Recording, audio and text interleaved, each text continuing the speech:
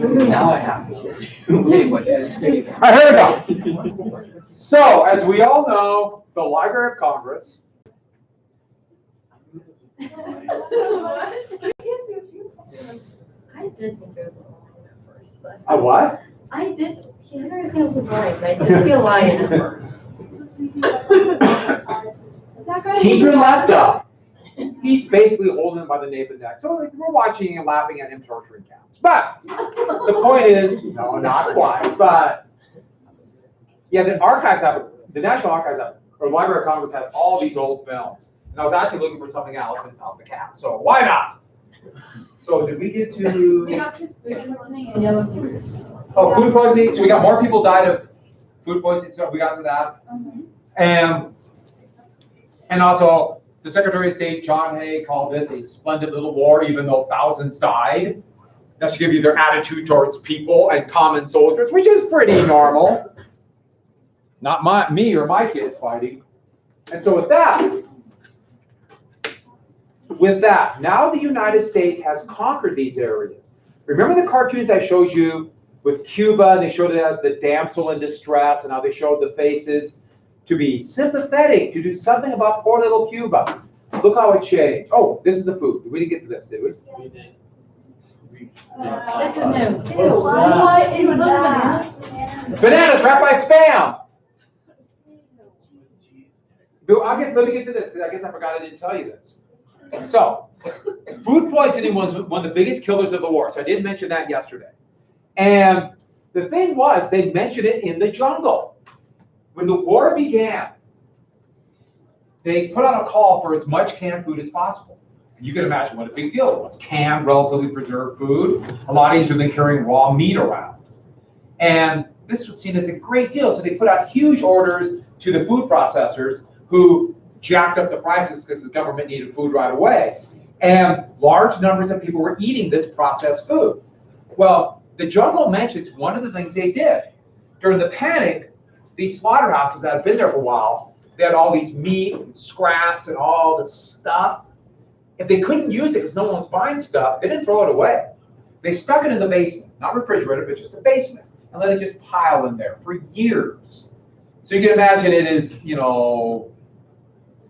getting moldy, covered with rats and mice, and rats and mice are doing what rats and mice do, and then becoming like petrified, this hard stuff. And then all the orders came out, and what they did, they put all that stuff, put it in the hopper. Hopper grinds it up, so you can't tell. Boom, food, meat. And then what do they do? It's kind of white and petrified and stinks. You got some chemicals. Put a little bit of gravy on it or something so people can't smell, and it looks all brown, and they gave it to the soldiers. And did I tell you about the Montana National Guardsman yesterday? I didn't tell you about that? So he's going to eat a can of bully beef. This is right after Santiago fell. So he's on one of the hills overlooking this. This is the start. So he's in the army, pull out this can, had a spoon, dig it out. And bully beef, think about like kind of a ground up, stringy meat with gravy. It's almost like stew without vegetables. It's just meat. And he put a spoon in, start digging it out, and click. Start digging out something. What was it? Guess it? That's actually a good guess, but no. Horseshoe nail. Meaning two things. First off, that wasn't beef. That was. And secondly, they're grinding up hooves. And I want my nails ground up. Meaning, if they were hurrying so fast to grind things up, they missed a nail. What else did they miss that they ground up? Could be brain, hair, rats. You want your rats ground up. Yeah. I know, a lot of people like to eat them, but you just like to eat the rat. By the way, I filmed that. Okay, so, back to Spam. You're like Pavlov's dog, aren't you? Just drooling in hunger now. I can see. Who likes Spam? We got one. A couple people like Spam. Yeah, like rice. Yeah, it has to have a lot of other stuff with it. And to like Spam, here's the big deal. You have to really, really, really like salt. The United States would send thousands of tons of spam to the Soviet Union during World War II as part of Lend-Lease. And the Soviet diet, especially after years of famine and other things, spam was really good. And so they adored it. And you know what? See, a lot of people who went through the Depression, spam's pretty good. It's protein. Yeah, I mean, you have different points of view. Who knows? Know that. Okay. Okay, Cheese, bananas, and spam. The Treaty of Paris, because where else are you going to have a treaty? 1898. And this treaty was between the United States and Spain. By the way, Cubans weren't invited, Filipinos weren't invited, Puerto Ricans weren't invited, and Cuba independent. But it never really defined what independence was. The U.S. got Puerto Rico and Guam, and then to make it look like it wasn't a war of conquest, the United States gave $20 million for the Philippines. You might remember the treaty that ended the Mexican-American War. We gave $15 million in the Treaty of Guadalupe Hidalgo for the American Southwest. So we could at least act like we're not doing a war of conquest. We just bought it just after we defeated Spain. It just happened that way. And so the United States did this, and here, posing for the picture, signing the treaty, and what's he looking at? He knows something, doesn't he? And by the way, does anyone see it? Yeah, paid spam. Okay, so they paid spam. They paid in spam, $20 million of spam. One big can. Okay, so that was fun. All right, so now this is the 4th of July celebration after the war. And you might notice a big difference. So, hurrah for the 4th of July. We're joining you. Hawaii, Cuba, Philippines. And now look at the faces. Remember yesterday, they tried to show Cubans as damsels in distress, but doesn't that look more like the Queen Liliuokalani or the pictures of Cubans? What? Well, about a third of the population of Cuba was more Spanish descent. But still, remember, I mentioned this before when they said Caucasians were mostly Northern and Western European, so Irish were considered a different race. So. But the whole point is, though, to make them look like that character. Here's another picture. This one is unbelievable. Remember that picture I showed you of soap and the bathtub to justify, well, soap is seen as a big civilizing thing that only Western countries have. And so here's McKinley as like a schoolmaster. There's a lot of ones like this. And he's hot and uncomfortable, and he's teaching, and he's in this place he doesn't want to be, but there's an obligation to teach Puerto Rico, Philippines, Hawaii, Cuba. And look at the faces and how they draw. Intensely racist caricatures, but I have to add something else. Do you see it? So, have you used it? Take it to them. And that kind of cultural prejudice, but also racism, would be used to justify it. That's a horrible one. But really shows a point of view. And I have to show you one more. Because sometimes it's easy to forget how racist the country was. And the legacy of that doesn't just go away. Here, another one, there's a lot of schoolmaster ones. And so here's Uncle Sam, he's teaching the class. And you notice these are the states. We have Alaska, but and they're all like good little students. And look at the unruly students in front, trying to teach them Cuba, Puerto Rico, Hawaii, Philippines. And this is lessons in self-government. And it says here, the U.S. must govern its new territories with or without their consent until they can govern themselves. We know what's good for them. But it's worse than that. It's actually shockingly bad. First off, you notice the American Indian? And you notice it's a basic, it's like just the ABCs and it's upside down. Intensely racist. And here, remember the Chinese Exclusion Act? So they're not even let in. Do you catch that? And then what's the worst thing? That's just 40 years after the Civil War. And here, he doesn't even get a chance to be in the class. Not good for nothing but cleaning. It's kind of shocking, but here's the thing that's important about it. This is meant to be funny. Look at that. Yeah, that's right. We have no choice. And it's unreal. This would not have been out of the mainstream. And so there's still a legacy of that. That's a good cartoon, to give you an idea. So there were a lot of Americans who were opposed to imperialism. But remember, the war was over so fast, the actual first part of the war, that now they're opposed to the treaty. It is a hodgepodge of different groups and people. And so a few names that we've either read in the textbook or we've mentioned in class before. Sam Gompers of the American Federation of Labor. Mark Twain was one of the most famous authors in America. Carnegie, by then he had sold his steelworks, becoming the richest man in the world, and was involved with, remember, philanthropy. And then William Jennings Bryan.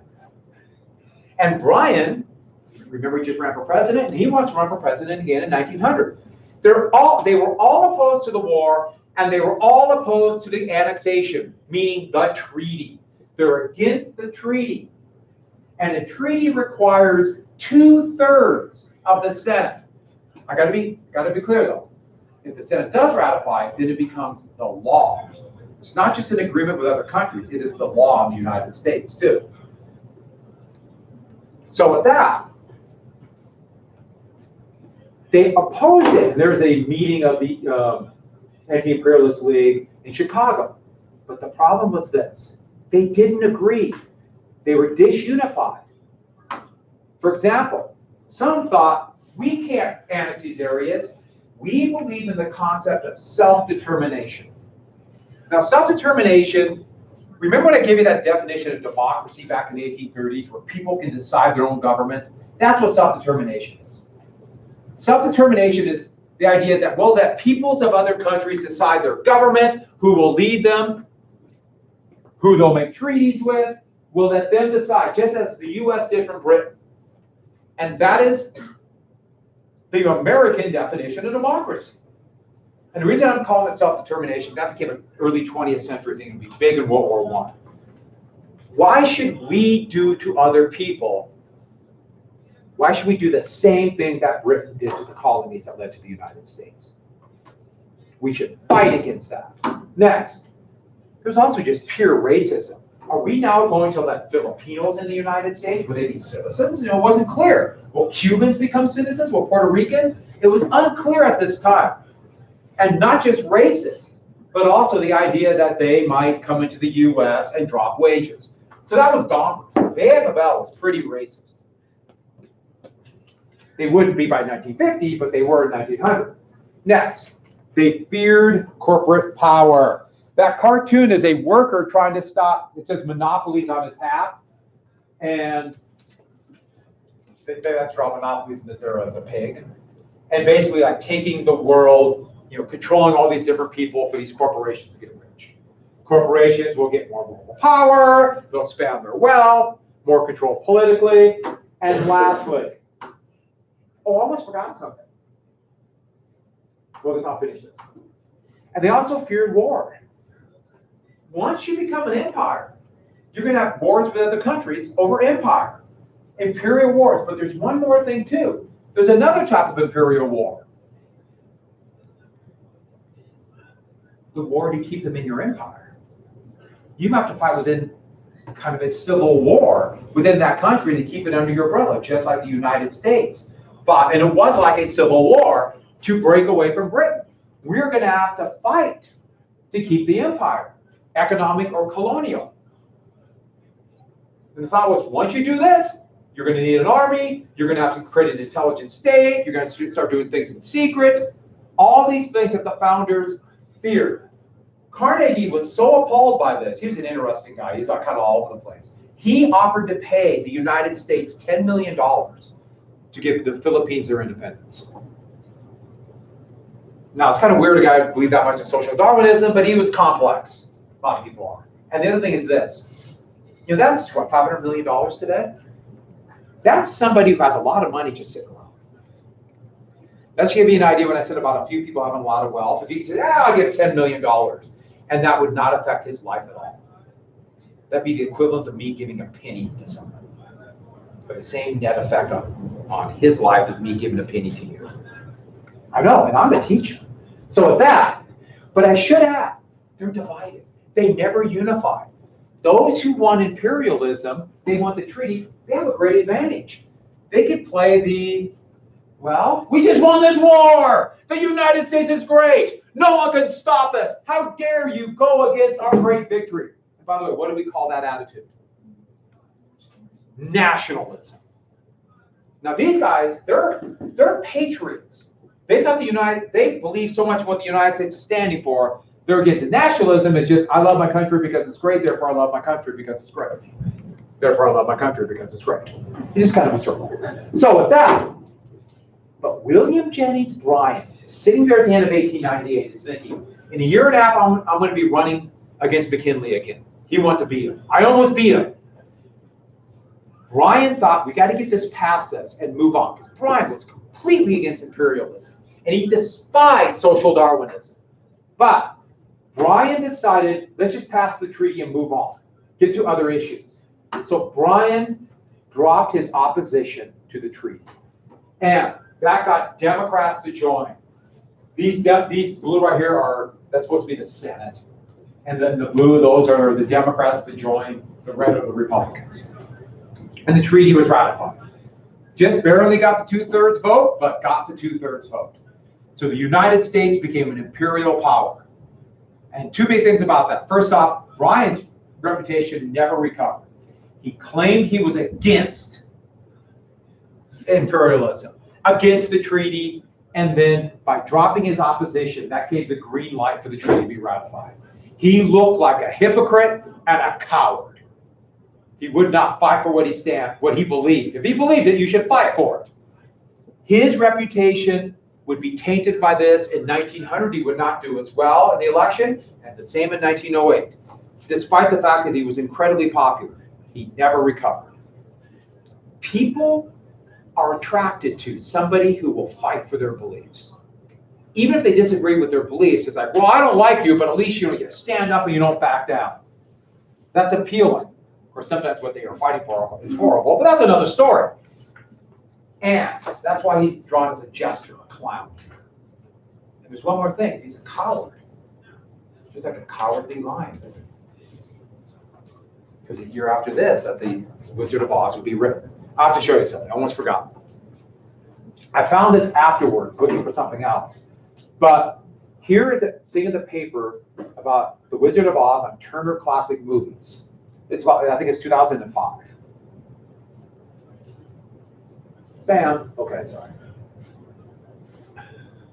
Bad boy. Okay. I think we understand. Okay. Okay, see it? Wizard of Oz.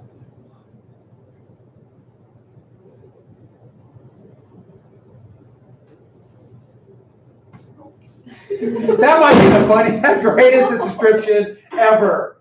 A young girl kills the first person she meets and then teams up with 3 strangers that kill again. Because who did they kill? The other witch. Did you ever think of it that way? I enjoyed that immensely. Yeah.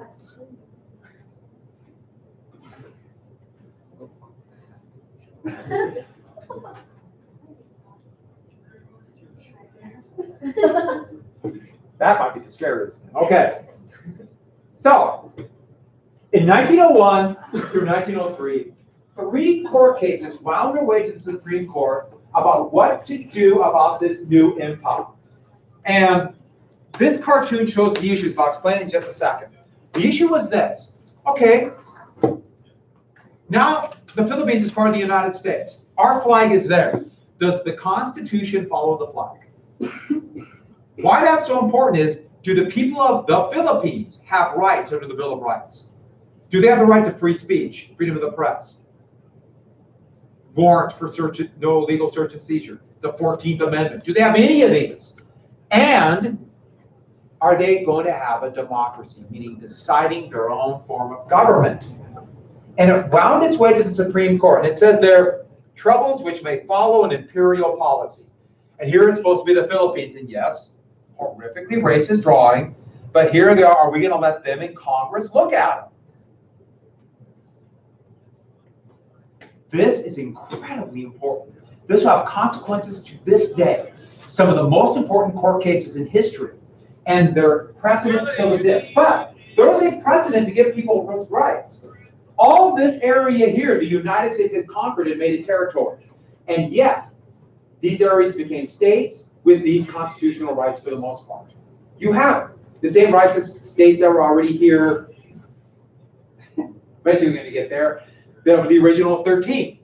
So, did this happen? Did the Constitution follow the flag? No. No. No, it did not. They do not have rights. Because it was just very logical. The first thing that the people of the Philippines would do if they had the rights of free speech, press, and also to decide their own fate, is they would kick the United States out. That'd be the first thing they would do if they had freedom.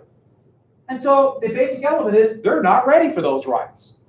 This is huge. And by the way, this is exactly what the British did to the 13 colonies. Do you remember the Boston Tea Party and the Coercive Acts?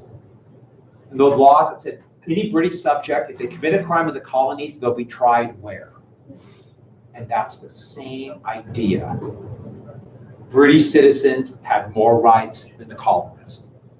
Some people under the American flag have more rights than others. This is huge. Major consequences down the road. Because the United States claimed part of the reason we're fighting was democracy. That's not what's happening. So, we'll come back to the Insular cases in just a second. In 1903, the Platt Amendment would be ratified. Or not ratified, I'm sorry, passed through Congress. There was a spending bill, they added to it, and this was about what to do about Cuba. So, when will Cuba be allowed to become independent? So, 4 parts. First part, Cuba can never make any agreements with foreign powers except whom? And that means the U.S. will dictate their foreign trade. So, Cuba cannot make any agreements. Number 2, the United States can intervene in Cuba whenever we don't like their government. If the United States doesn't like this government, we will intervene. And intervention meant sending in the Navy and the Marines, overthrowing their government and putting in the government the United States wanted. Now, I should be very clear about it. So this is an amendment to a bill. This is the United States law. Did they bother to ask Cuba what they felt about this? This was dictated to them. This is what will happen to you. And the United States will intervene 5 times militarily over the next 60 years, overthrowing governments and putting in a government that the United States wants. You can imagine there's going to be a lot of resentment in Cuba over the United States, especially when the justifications of the war was to bring civilization. Next, the United States must lease a military base. There's a bay, Guantanamo Bay on the eastern end of the island. This is a huge military base. There's a 100-year lease, but the United States just simply hasn't left. We stay. And Cuba's not strong enough to make us leave. Now, there's a logic to it. We want troops here to intimidate the Cubans by saying, oh, we don't like what you're doing, we might intervene. And lastly, we want to make sure that Cuba doesn't do things like tax American companies or pay back their debts to American banks. So, no excessive public spending and no large debt. We want to make sure that American companies get their money. This was dictated to Cuba.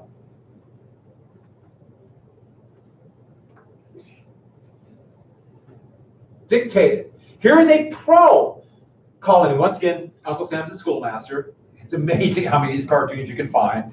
And here is someone look at Cuba, and it's like a child building blocks. In fact, that was like the most popular toy in 1900. He's making Cuban independence. He's like, no, you're not doing it right. Someday you'll be an adult. So this is implying that, see, a benevolent, paternalistic empire, the U.S. Here is a Cuban cartoon right after the war in 1900. And that is McKinley. And what did he just do to Cuba? Branded them their arms. That's actually a really good cartoon to tell their point of view. And by the way, that's Uncle Sam with a scarecrow, meaning the whole idea is fake. And it's important to understand the way other countries feel. So what kind of governments did the US want in Cuba? Anybody know? We didn't want a government that would mess with what we want to do there. So what kind of governments did we want? We wanted dictatorships. And that's what the United States would put in, dictators. The United States wanted dictators. This will be a problem down the road because the US imposed dictators all over the world and yet said publicly, what kind of government did the US want? Democracy. And this will have long-term consequences for the US. Long-term. So when the horrible dictator that was supported by the US, Fidel Batista, was overthrown in 1959, and it was a revolution, one of the leaders was Fidel Castro. And Castro would become a pretty horrible dictator. But he would be forever idolized in Cuba. Why? He stood up to the United States. And so that gives you an idea of the complexity of the history there. It's always more than what we look back on, but it's also this. These are decisions made in the past, and they have consequences to today. These aren't accidental. Might be major screw-ups, but they're not accidental. So, oh, let's get back to Guantanamo Bay. I almost forgot. You've heard of Guantanamo Bay, probably, haven't you? Why? What do you think of? What? Yeah, why is that there? Because what's there? It's a prison. It wasn't a prison until 2002. There's no prison there. It's a military base. But after the September 11th attack, September 11th, 2001 attack, by the way, this is a group called Al-Qaeda, and they were in Afghanistan. There's been a long civil war in Afghanistan from 1979 to now, and for Afghanistan, just hell there. And the US actually supported Al-Qaeda, CIA gave money and weapons. But when they attacked the United States, we knew they were based in Afghanistan. I should have, that September 11th attack, and all of you were not alive. Yes, I was alive. I know it seems hard to believe. I watched the second tower fall. We used to have a TV hanging right there. That's a long time ago. Been in this room a while. That just kind of gave me the creeps. But the United States, this is a fallacy. People believe this all the time. The US did not invade Afghanistan. There was a civil war. We picked a side. That side won, and then we just never left. Does it kind of make sense now? It's a little bit different than a real invasion. But we started capturing people, or we were paying money for people who might be Al-Qaeda. And all of a sudden we had these people we didn't know. The United States did not know if they were involved with the terrorist attack, were they just fighting against the government that the US put into power, or were they just innocent people? We had no idea. And they're also terrified that they might attack again. And so what did we do with them? Well, what do? They took people, the ones they thought were the worst, and they wanted to gather information. So they took them to Guantanamo Bay, and they literally just set up a fence, put some beds in and tents, and said, that's a prison. Now it's a full-fledged prison. And why there? What court cases? It is against the law to torture. Are we up, or what are we doing here? All right, yes, I'm up. I'm up. Not again, or I throw your desk out the window. I'm sorry. You don't want to be in the desk. No. Why there? The insular cases said they do not have constitutional rights. It is against the law in the United States to do, what did you say? Waterboarding. The US wanted information, they were desperate and stupid. And so they took those people, and since it was outside the borders of the United States, they set up the prison so they could torture them. So they said the Constitution did not follow the flag. And that's what happened. By the way, two things came out of that. First off, it turned out about 99% of the people they captured were innocent. And they went through hell and they were innocent, including most of the people who are still there now, not just a few, they're innocent. The problem is, after what they've gone through, if they release them, what might they become? Angry. I think you get the point. Secondly, torture doesn't give you information. It doesn't work. It never works, except in bad movies. What does torture give you? Confessions. There's a difference between confessions and information. If you're being beaten, what do? You say whatever they want to hear, right? So they quit beating you. So you confess to anything they want, and you name names, and that's what torture does. Torture doesn't work. Better information comes from well, we have ways of making you talk. So, okay, that's the old German war movie thing. But that's why Guantanamo Bay is there. Remember what I said, decisions in the past have consequences. Now, it turned out the Supreme Court said, no, we're not buying that whole insular case thing, but it still happened. So here's Cuba after American rule, prosperity, public schools, largest K-sugar crop ever. Of course, that's all misleading, but look how they draw the faces. Once again, the same deal. So the treaty is ratified, peace is at hand, everything. What's a little bit wrong with this newspaper headline? Do you notice something a little off? Peace treaty and I normally think of awful slaughter involving no peace treaties. The Filipino insurrection began. Thousands of Filipinos were gunned down by the first U.S. soldiers arrived because the Filipinos, and how crazy can they be? They honestly believed that the United States was there to allow them to become independent. They thought they were going to allow, the United States was going to allow them to have, and they thought it was going to be a democracy. Why would the Filipinos believe that? Who told them this would happen? The U.S. told them. And then we turned around and said, you're now a colony. And they were furious. And this would lead to our first real imperial war, at least outside the borders of the United States, the horrific Filipino insurrection. Now, it lasted, the hard fighting was for 3 years, but the insurrection, even though it went down to a low-grade guerrilla war, kind of stayed going until 1908. But the Filipinos kind of won, but it was complex. By the way, you notice the fun with the English language. Do you all notice it? Philippines, PH. Filipino, F. I know. It's just the way it is. What's that a picture of? That's good. Who's in it?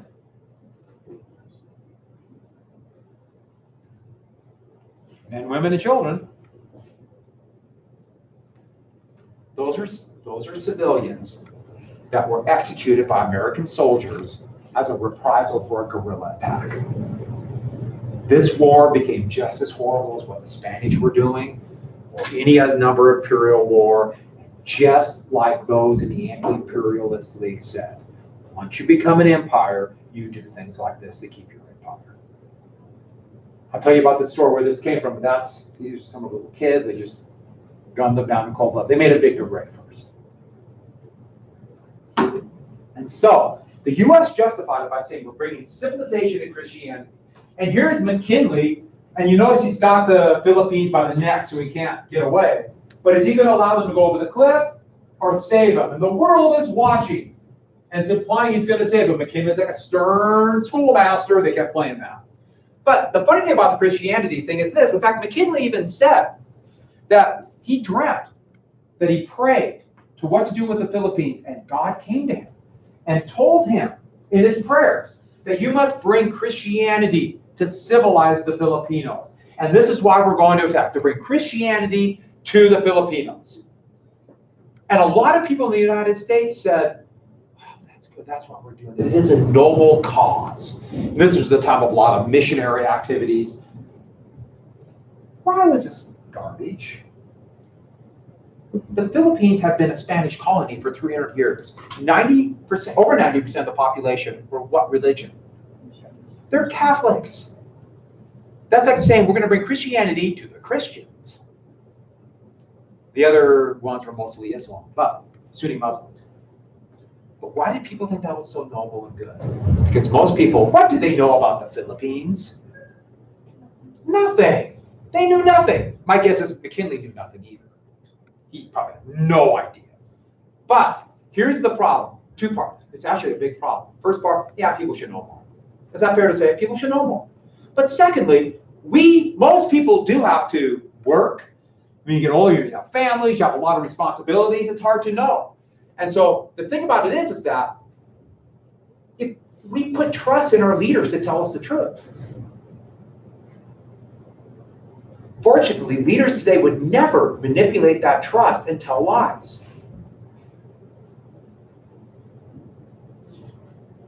That's kind of scary, isn't it? Because once you have, this is just one lie. There are bigger lies, but little lies all the time. You find out about more and more lies. And pretty soon, what happens to people? What do they lose faith in? Government, people. That's when they start saying, hey, they're all liars. I'll just vote. Either I won't vote or I'll vote for the one. He might be corrupt, but they're all corrupt, so what the hell? This is really corrosive. So, last thing. Emilio Aguinaldo was a leader of the guerrillas. Brilliant man, incredibly brave. He was a socialist. And he had to use guerrilla tactics because they had almost no weapons. But it's mountainous, jungle. I would like to go to the Philippines. I know it's beautiful. I talk to people who've gone there, and I like monkeys. And birds. I like birds. I am a bird. All right, so eventually 270,000 American soldiers. Remember I told you the size of the U.S. Army before the Spanish-American War? Only 28,000. Look what happens when you become an empire. You have to become a military state. The U.S. became a totally different country after all of this. Totally different. We don't know different. Me not know different. I'll explain this structure in a moment. We'll finish up this war, talk about the jungle. Speaking of the jungle, let's look at ingredients. Actually, not much. My favorite, I think I've told you this. You know what my favorite ingredient in food is? Artificial flavors and artificial colors. No, not artificial, natural. Natural flavors and natural colors, that's my favorite. Yeah, I enjoy that. Do you know what natural flavors and natural colors are made out of? Bugs. There can also be a minimal amount of anything you get and they can trade it on the top. Yeah, it's a big thing. It's how they extract the chemicals to say the difference between natural and artificial. But most of it's just bugs. They grind up bugs and bugs give you different colors. I like bugs. Gluten-free, have you ever seen gluten-free labels? Oh yeah, because they have to have all kinds of stuff. Yeah, I'm gluten-free. And Oh. you got it, and you're like, ooh. Even though, I won't say this about gluten-free man. I don't want to say that, no. I get the family side. Yeah, like, we'll just send him the definition. Oh! I I saw my leg there. like this picture. My brother's in Calcutta.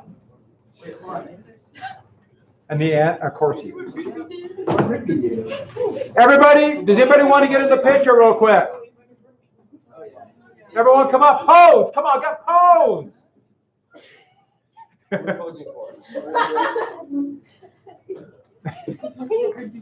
Okay, that's the best part. I just have very weird looks at me now. And I'm going to make stills of that and then use that against you for the rest